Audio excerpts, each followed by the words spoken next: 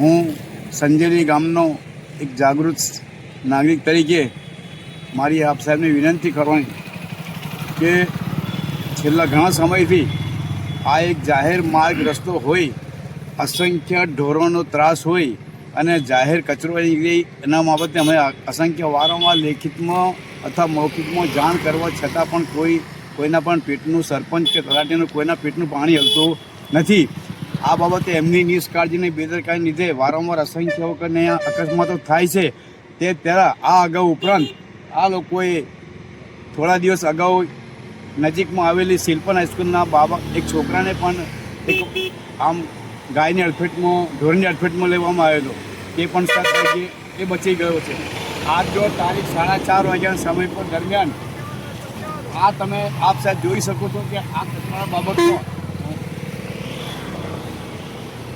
ઢગલા બાબતમાં સાંજના ટાઈમમાં ટ્રાફિક વધુ વાહન હોય, બાઇકો હોય અથવા સ્કૂલના બાળકો હોય એ પસાર થતા હોય છે અને ગાયોને રખડતા ઢોરના ત્રાસ વધી જવાથી આજનો સાંજના 4:30ના ટાઈમ આશરે એ ડુંગરપુર ગામના વતની શીલાબેન પરોતભાઈ પલાસ કે જેમની બેબી સાથે બજારમાંથી ખરીદી કરીને આવતા હતા, તે દરમિયાન એને અચાનક બળદે એને અડફેટમાં લેવાથી એને ગંભીરતા દાખવી અને 7% આવ્યા છે. અને 7% આવ્યા પણ એ તો સદભાગ્ય બચી જાય તો સારું છે, નહીં તો આજે અનહોનીને વધુ કંઈ લાંબુ થાય તો એને ખર્ચાને ગરીબ માણસ ક્યાં જઈને ઊભો રહેશે.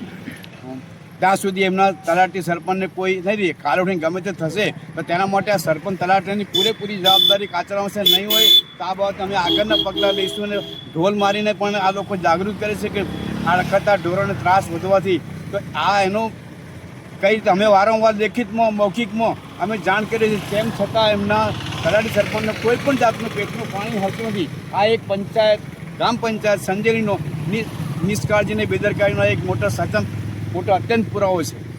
હવે આનામાં તમારી શું માંગણી છે?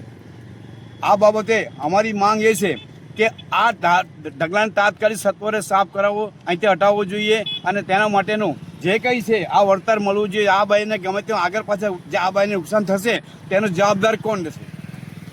એના ખર્ચો આજે ગરીબ માણસ છે એની પાસે શું છે? આપનું નામ?